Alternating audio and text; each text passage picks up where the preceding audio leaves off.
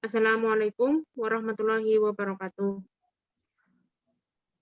Sebelumnya terima kasih kami ucapkan untuk Bapak Ibu sekalian yang telah bersedia bergabung dalam acara Zoom meeting kelas pajak KP2KP Martapura tentang program pengungkapan sukarela. Nah, untuk mempersingkat waktu, izinkan saya sebagai pembawa acara membacakan susunan acara yang akan kita lalui bersama. Yang pertama yaitu pembukaan, dilanjutkan dengan sambutan Dirjen Pajak, kemudian materi program pengungkapan sukarela, kemudian dilanjutkan dengan sesi tanya jawab, dan penutup. Nah, untuk mempersingkat waktu, kita langsung saja masuk ke acara yang pertama, yaitu sambutan oleh Dirjen Pajak.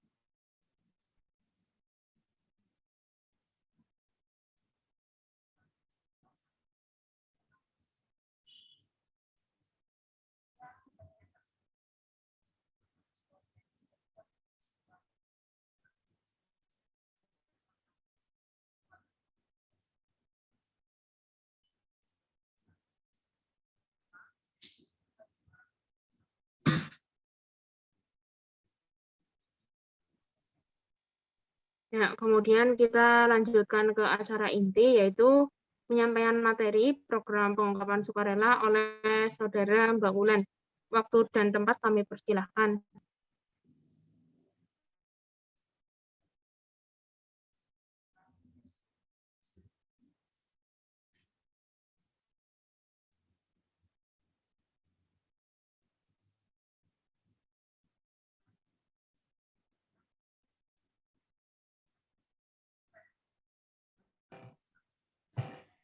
Baik, untuk materi program pengungkapan sukarela akan saya sampaikan.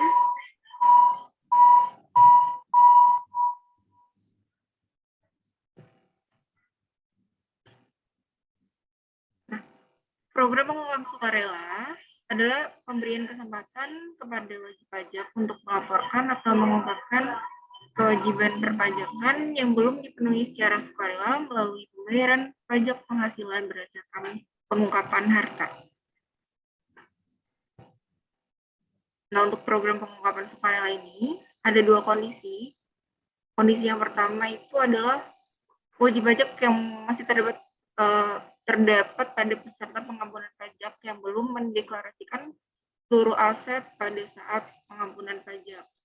Untuk kondisi yang kedua adalah wajib pajak orang pribadi yang belum mengungkapkan seluruh penghasilan dalam SDT tahunan 2016 sampai dengan 2020. Nah, untuk peserta TA, baik OP ataupun badan, yang belum melaporkan seluruh harta dalam surat pernyataan harta, bila ditemukan oleh kantor pajak akan dianggap penghasilan dan dikenai PPh final dengan tarif 25% untuk badan, 30% untuk OP, 12,5% untuk OP tertentu dari harta bersih tambahan, ditambah dengan sanksi 200%.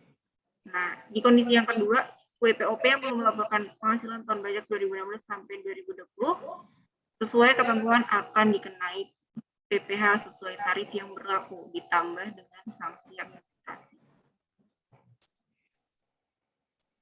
Nah, tujuan program pengungkapan sukarela untuk meningkatkan kepatuhan sukarela wajib pajak dan diselenggarakan berdasarkan asas kesederhanaan, kepastian hukum, serta kemanfaatan. Program pengungkapan sukarela ini dimulai dari 1 Januari 2022 dan berakhir pada tanggal 30 Juni 2022. Untuk kondisi kebijakan yang ini, pembayaran berdasarkan pengungkapan harta yang tidak atau belum sepenuhnya dilakukan oleh peserta program pengampunan pajak. Jadi untuk kebijakan satu ini khusus peserta program pengampunan pajak. Pesertanya bisa WPOP dan badan peserta tax amnesty. Untuk tarifnya ada 9%, 8%, dan 6%. 11% itu untuk harta yang deklarasi luar negeri, 8% harta luar negeri direpatriasi dan harta dalam negeri, dan 6% untuk harta luar negeri repatriasi dan aset dalam negeri yang diinvestasikan dalam surat berharga negara. Untuk kebijakan yang kedua, pembayaran final berdasarkan harta yang belum dilaporkan dalam tahunan pajak penghasilan orang pribadi tahun pajak 2020. Jadi pesertanya khusus untuk wajib pajak OP orang pribadi. Tarifnya berbeda dengan yang kebijakan pertama. 18% untuk harta yang luar negeri, 14% untuk harta luar negeri yang direpatriasi dan harta dalam negeri, lalu 12% untuk harta luar negeri direpatriasi dan aset dalam negeri yang diinvestasikan dalam negara atau hilirisasi atau renewable energy.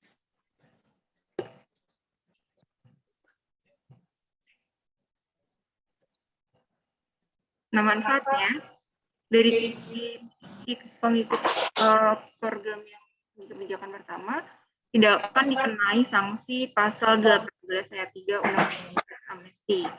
Lalu data dan informasi yang bersumber dari surat pemberitahuan pengungkapan harta dan lampiran yang diadministrasikan oleh Kemenq atau pihak lain yang berkaitan dengan pelaksanaan UU HPP tidak dapat dijadikan sebagai dasar penyelidikan, penyidikan, dan atau penuntutan pidana terhadap wajib pajak.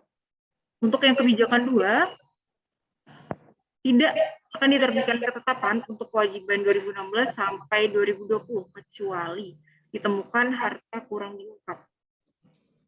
Untuk PPh-OP, PPh-POTPUT, dan PPN kecuali pajak yang telah dipotong atau dipungut tetapi tidak disetorkan. Sama data dan informasi yang bersumber dari SPPH dan lampirannya yang diadministrasikan oleh Kemenq atau pihak lain yang berkaitan dengan pelaksanaan UU HPP tidak dapat dijadikan sebagai dasar penyelidikan, penyidikan, dan atau penuntutan pidana terhadap wajib pajak. Nah, ada konsekuensi dari kurang ungkap harta pada kebijakan.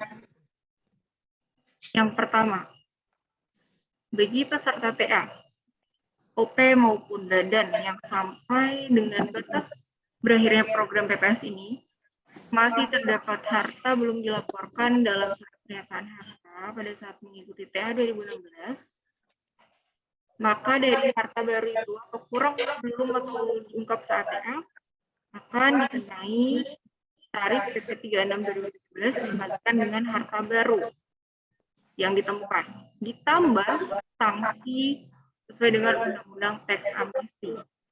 Jadi tarifnya ada masing-masing untuk badan 25%, OP 30%, dan WP 12,5%. Nah, sanksinya itu 200%. Untuk konsekuensi kurang ungkap harta pada kebijakan 2, ini bagi orang pribadi serta kebijakan 2 yang masih terdapat harta di 2016 sampai 2020 yang tidak diungkap wajib pajak dalam SPPH, maka akan dikenakan PPh final 30% kali harta baru plus sanksi sesuai dengan KUP. Untuk sanksi bunga per bulan ditambah faktor 15% sesuai dengan sanksi ketetapan pajak.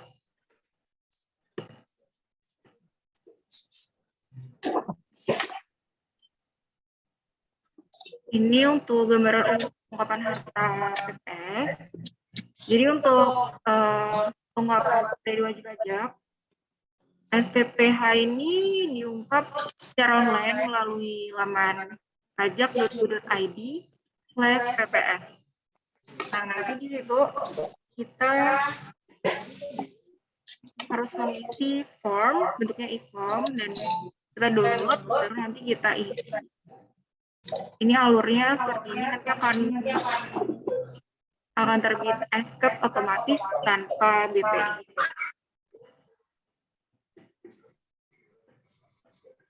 Nah, ini cara pengungkapan harta. Bentuknya form disampaikan secara elektronik melalui laman digital online. Jadi nanti loginnya cukup masukkan NPWP dan password digital online-nya. Nah, ada beberapa ketentuan untuk peserta PPS dapat menyampaikan SPPH kedua, ketiga, dan seterusnya, atau maksudnya pembetulan SPPH. Jadi misalnya ada kurang pengungkapan harta, lalu ada yang diungkap, kita bisa bikin pembetulan SPPH. Untuk peserta PPS dapat mencabut SPPH dengan mengisi SPPH selanjutnya dengan nilai 0.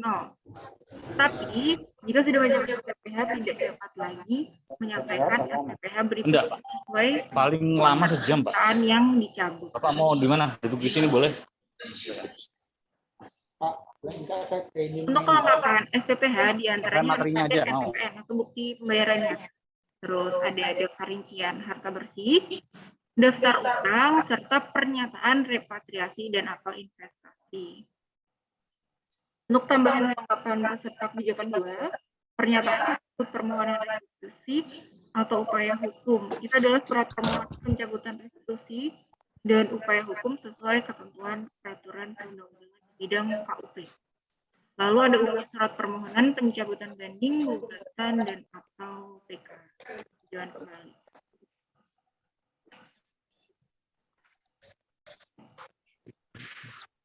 Untuk cara penghitungan pajak penghasilan siswanya, ini untuk kebijakan yang pertama, tarif dikalikan dengan nilai harta bersih. Harta bersih ini diperoleh dari harta dikurangi dengan utang sesuai Undang-Undang Teks Amnesti. BPP orang pribadi paling banyak 50% dari nilai harta, dan BPP badan paling banyak 75% dari nilai harta.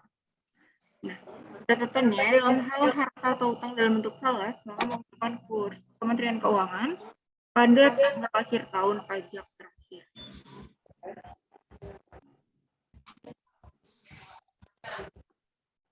Nah, untuk pedoman nilai harta kebijakan 1 sesuai dengan keadaan pada akhir tahun pajak. Yang pertama, nilai nominal untuk kas atau setara kas, nah, NJOP untuk tanah dan atau bangunan, dan NJKB untuk kendaraan bermotor. Lalu nilai yang dipublikasikan oleh PT Aneka Tambang Mereka untuk emas dan perak, nilai yang dipublikasikan oleh PT BEI untuk saham dan waran yang diperjualbelikan di PT BEI, nilai yang dipublikasikan oleh PT Penilai Harga Indonesia untuk SBN, dan juga efek bersifat utang dan atau sukuk yang diterbitkan perusahaan.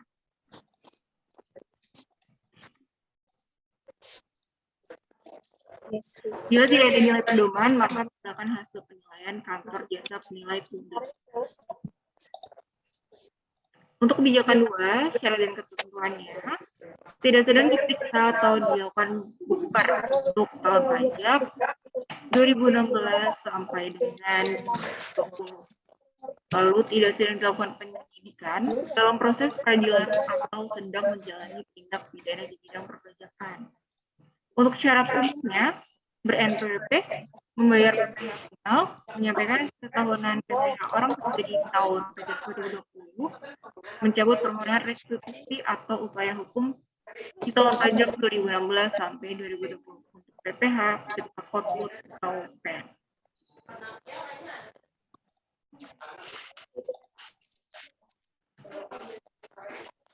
Nah, untuk pembetulan SPT peserta PPS setelah Undang-Undang HPP diundangkan dianggap tidak disampaikan. PPOP yang belum lapor SPT PPh 2020 harus lapor SPT 2020 dengan mencantumkan harta SPT sebelum 2020 plus harta dari penghasilan 2020. Nah, untuk harta lainnya itu diungkap dalam program pengungkapan sukarela. Cara menghitungnya untuk pajak penghasilan finalnya dalam kebijakan 2, tarif dikalikan dengan nilai harta bersih. Nah, harta bersih ini didapat dari harta dikurangi dengan pokok. Dalam misal harta atau dalam bentuk falas, tetap menggunakan kurs Kementerian Keuangan pada tanggal lahir pajak 2020. Untuk pedoman nilai harta kebijakan 2, nilai nominal untuk kas atau secara kas atau harga perolehan untuk selain kas atau secara kas. Bila tidak diketahui, maka menggunakan nilai wajar per 31 Desember 2020 dari aset yang sejenis atau setara berdasarkan penilaian dari wajib pajak. Nah, untuk pembayarannya menggunakan kode akun PPh final 411128. Untuk kebijakan yang pertama, SPPh ini pakai jenis setoran 427, kebijakan 2 pemakai jenis setoran 428. Jika ada terbit SKPKB pada kebijakan 2, maka menggunakan jenis setoran 319. Jika ada SPP gagal repatriasi atau investasi, maka kebijakan 1 menggunakan jenis setoran 107, kebijakan 2 menggunakan jenis setoran 108. Jika ada SKPKB gagal repatriasi atau investasi, maka kebijakan 1 menggunakan jenis setoran 317 dan kebijakan 2 menggunakan jenis setoran 318. Pembayaran melalui bank persepsi, pos, atau lembaga persepsi lainnya menggunakan kode billing. Jadi harus bikin kode billing dulu sesuai dengan kode akun dan jenis setoran masing-masing. Pembayaran tidak dapat dilakukan dengan pemindah bukuan, jadi tidak bisa dilakukan dengan pemindah bukuan. Harus ada setoran melalui bank persepsi, pos, atau lembaga persepsi lainnya.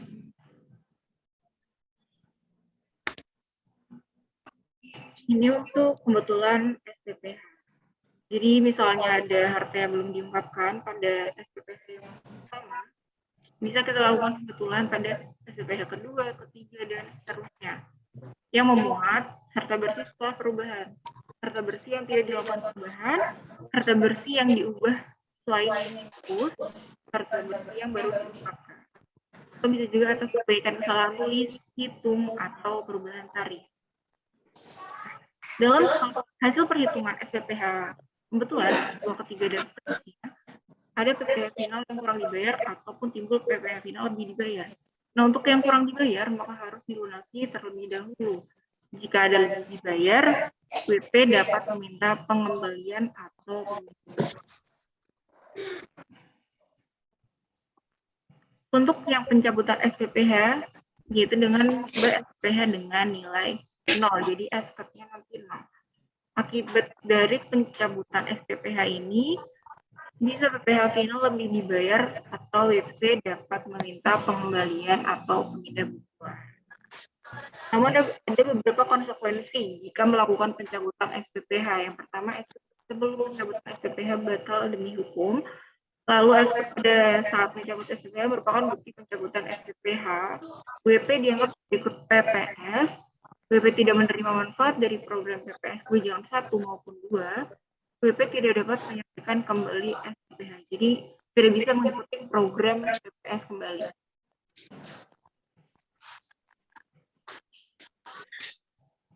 Untuk pembetulan atau pembatalan SKOT, dari penelitian SKOT, terungkap harga bersih yang diungkapkan tidak sesuai dengan keadaan yang sebenarnya.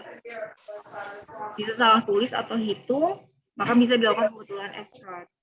Jika harta tidak sesuai dengan keadaan yang sebenarnya, periode perolehan harta tidak memenuhi syarat, peserta PPS sedang diperiksa, dibukber, diadik dalam proses peradilan atau menjalani bijak, peserta PPS tidak mencabut permintaan restitusi atau upaya hukum, peserta PPS tidak memenuhi persyaratan, maka bisa dilakukan pembatalan SK.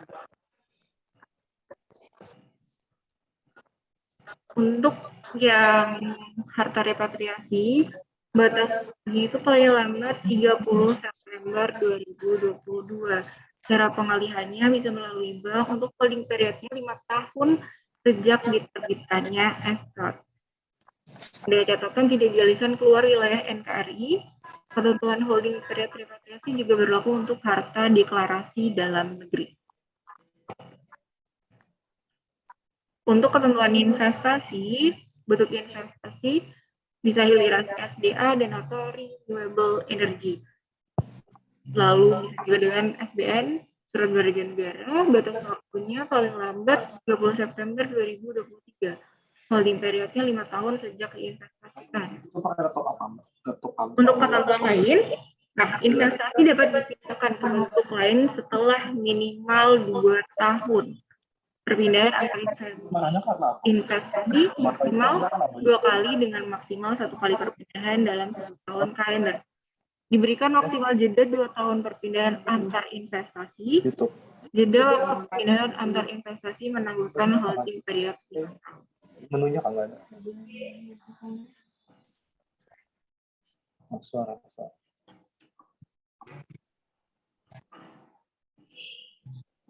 Nah, ini untuk skema batas waktu repatriasi dari investasi yang sudah saya jelaskan tadi.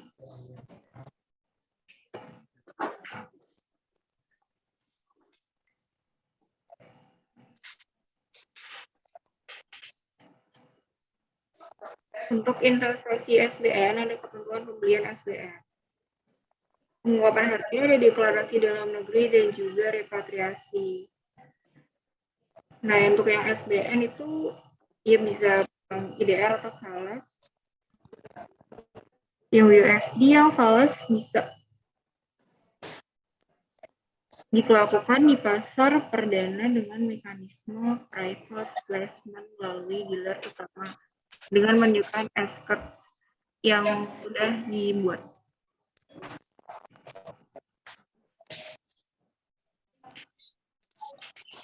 Investasi harta bersih hilirisasi, SDA, dan renewable energy.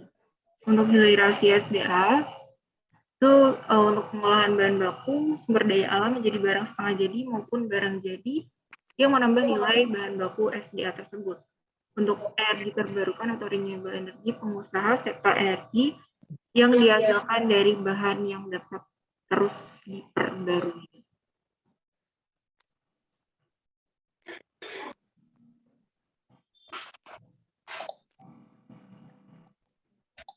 Untuk laporan investasi, peserta PPS dengan komitmen repatriasi atau investasi wajib menyampaikan laporan realisasi melalui laman Direktorat Jenderal Pajak.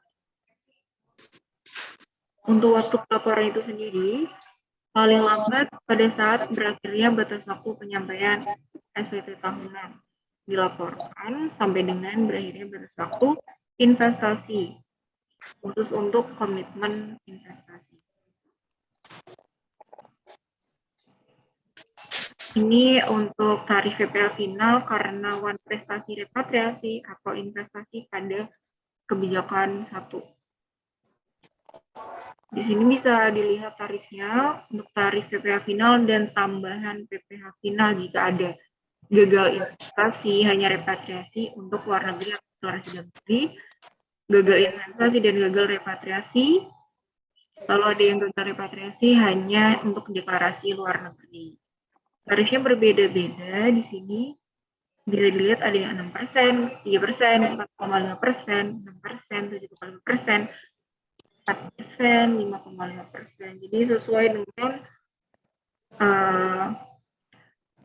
jenis ininya investasinya dan repatriasinya untuk harta luar negeri atau dalam negeri. Ya, ini tambahan BPS final karena manifestasi, repatriasi, atau investasi bagi yang menggunakan kebijakan 2. Tarifnya berbeda dari kebijakan 1. Ada 12% sampai yang paling rendah dari 18% sampai paling rendah 3%. Ini PPh final plus tambahan PPh final jika ada gagal investasi.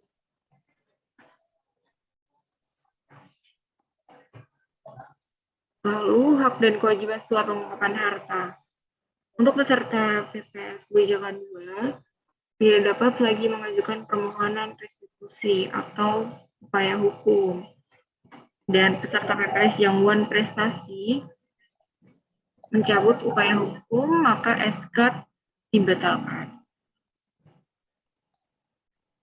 Laporan SPT pasca mengikuti PPS, harta bersih itu menjadi tambahan saldo laba ditahan.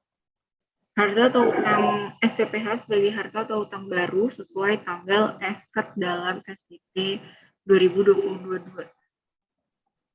Harta SPPH tidak dapat disusutkan atau diamortisasi untuk kepentingan perpajakan. Untuk sengketa terkait PPS dan PPS dapat diselesaikan melalui pengajuan gugatan kepada pengadilan pajak. Untuk upaya hukum terhadap sengketa atas terbitnya SKPKB kurang ungkap kebijakan 2, SKPKB atas gagal repatriasi atau investasi itu dilakukan sesuai dengan ketentuan undang perpajakan.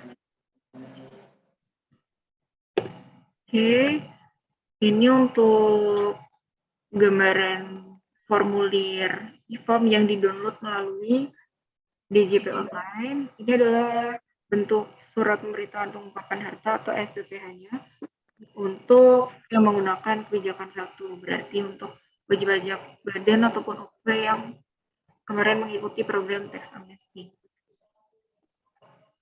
Ini untuk yang kebijakan 2, formnya seperti ini, nanti di-download melalui DJP Online.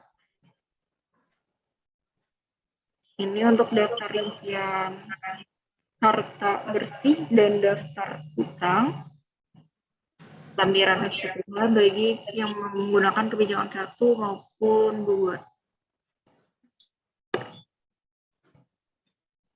Ini surat keterangan pengungkapan harta.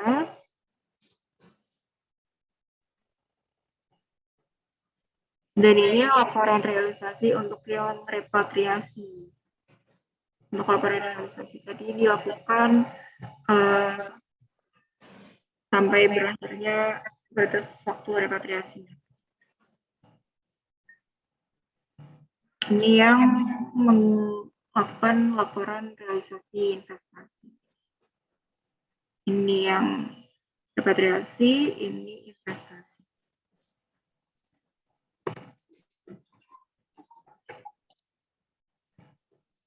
Oke, untuk materi program pengungkapan sukarela telah saya sampaikan. Selanjutnya saya kembalikan kepada MC.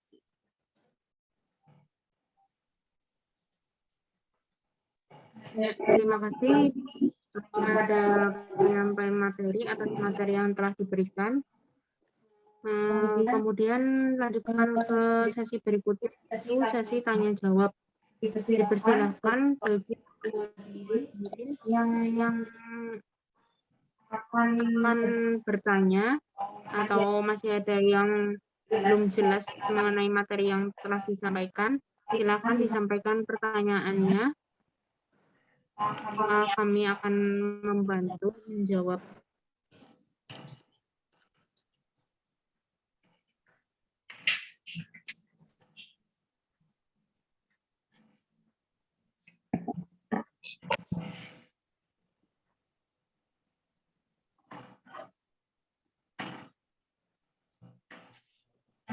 Sambil menunggu barangkali ada yang mau bertanya, mohon Bapak Ibu berkenan untuk mengisi daftar hadir yang telah saya share di kolom chat melalui link di Barusan saya cek baru ada satu yang mengisi daftar hadirnya.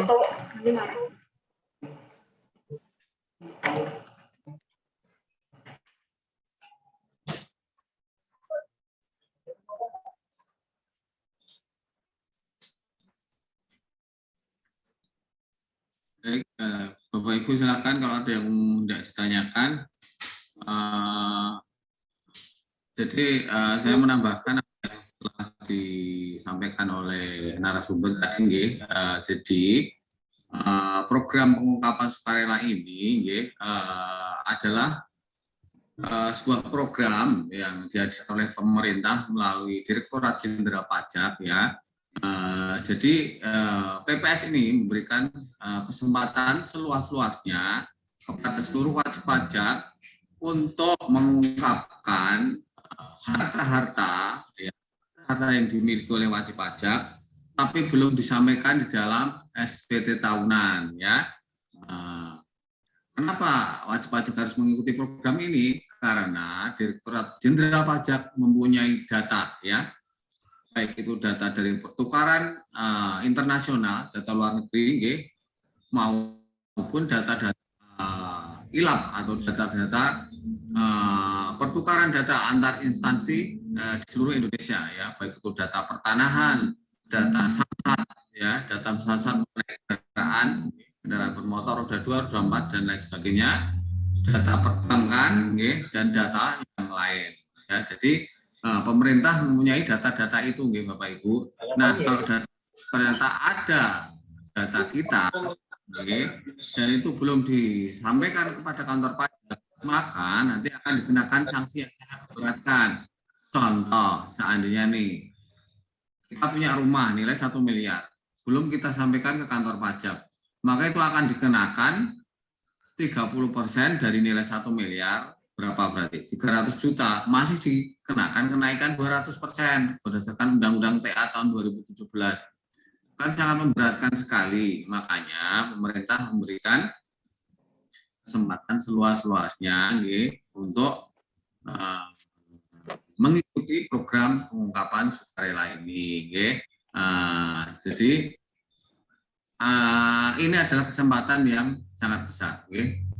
Alangkah sayang sekali kalau tidak dimanfaatkan dan tidak diikuti. Tetapi kalau memang laporan perpajakan kita itu sudah sesuai dengan keadaan yang sebenarnya, sudah tidak perlu mengikuti program ini. Tapi seandainya memang ada harta-harta yang belum dilaporkan, ya, maka ini adalah salah satu program yang sangat-sangat dianjurkan untuk diikuti dengan adanya tebusan yang relatif murah jika dibandingkan dengan sanksi-sanksi yang sangat memberatkan tadi, Bapak Ibu. Itu, jadi asbabun nusulnya atau asal-usul kenapa ada program pengungkapan sukarela ini seperti yang tertuang di dalam Undang-Undang Harmonisasi Peraturan Perpajakan, yang kemarin disahkan November 2021, ini masih ada hubungannya dengan Undang TA, Teks Amnesti atau Pengampunan Pajak dari tahun 2017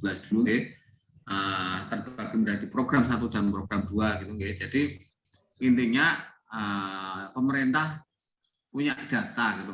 Jadi kalau nanti setelah tanggal 30 Juni, setelah masa PPS ini berakhir, setelah masa PPS ini berakhir, terus wajib pajak yang tidak mengikuti PPS itu ternyata masih punya harta yang belum disampaikan, dan nanti kantor pajak telah mengungkap harta Bapak Ibu semua, maka akan dikenakan tarif dan sanksi sesuai dengan peraturan perpajakan yang berlaku. Salah satunya yang sudah disebutkan tadi, kalau perorangan 30%, kalau 25%, kalau UMKM 12,5% masih dikenakan sanksi kenaikan, sesuai dengan yang telah disebutkan oleh tadi.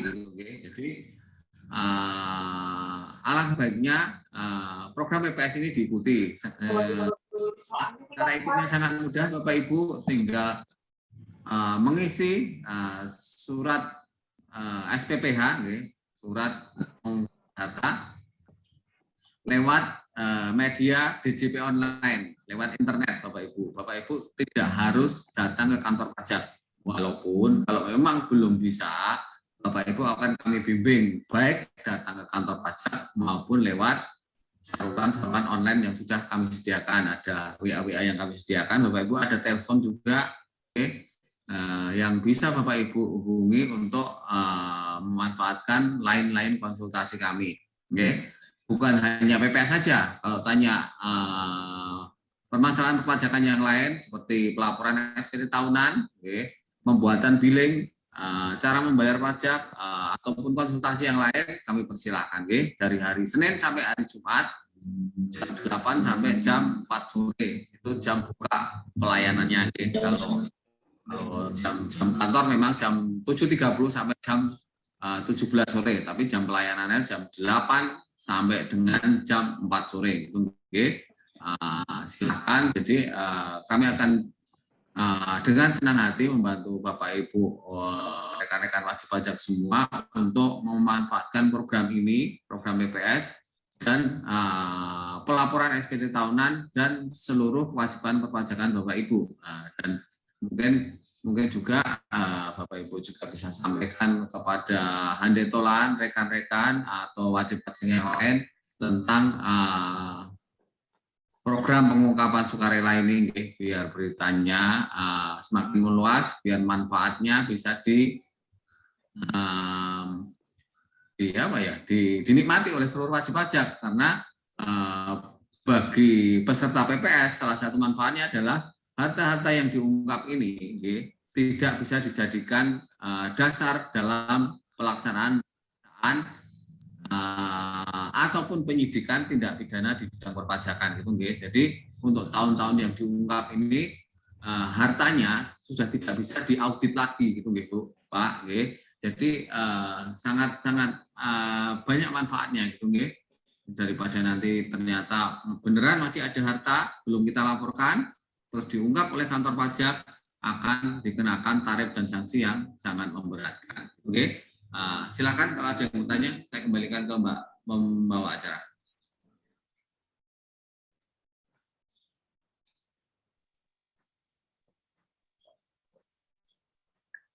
Oke, silakan Bapak Ibu yang mau bertanya, mengingat program pengungkapan sukarela ini adalah program yang sangat penting dan alangkah baiknya masih ada yang belum dan kita memanfaatkan momentum ini. Akan ada banyak kemudahan dan keuntungan yang akan kita dapatkan. Mengingatkan kembali Bapak Ibu yang belum mengisi daftar hadir yang ada melalui link yang ada di kolom chat, mohon berkenan untuk mengisi, soalnya ini baru ada yang PT Bumi.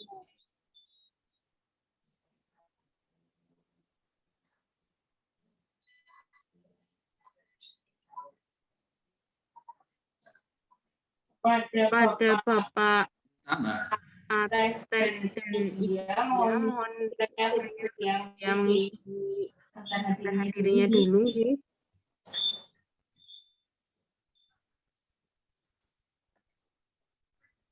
Nomor WA kita mungkin bisa di-share di chat. Iya, Pak.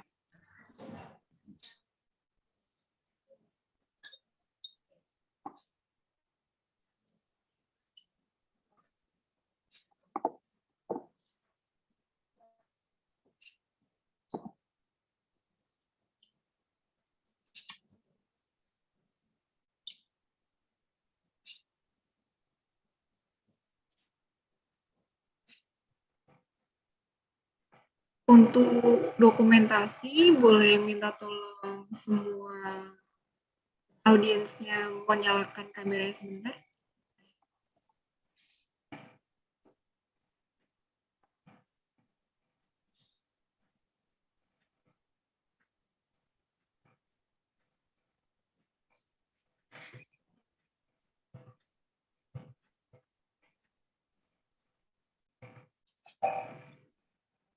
Bapak dan mohon Saya siap.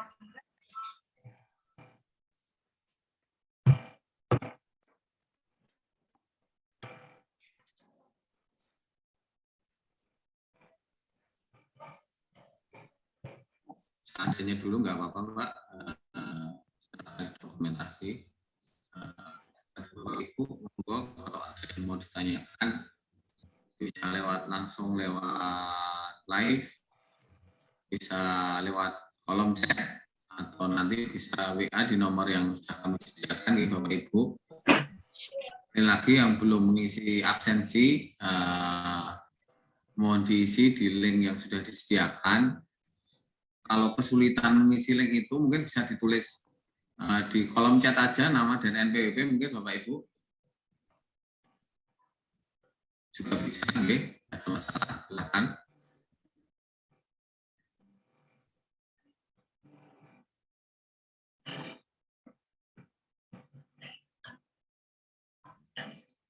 Mungkin ditunggu 2 menit lagi Mbak, kalau nggak ada yang tanya mungkin bisa diakhiri dengan pesan bahwa Bapak Ibu bisa bertanya lewat nomor WA yang sudah kami sediakan, atau langsung datang tanpa pajak dengan terlebih dahulu mengisi aplikasi kunjung pajak. Kalau kesulitan mengisi aplikasi nanti akan dipandu oleh pengarah layanan kami di kantor pajak itu, silakan.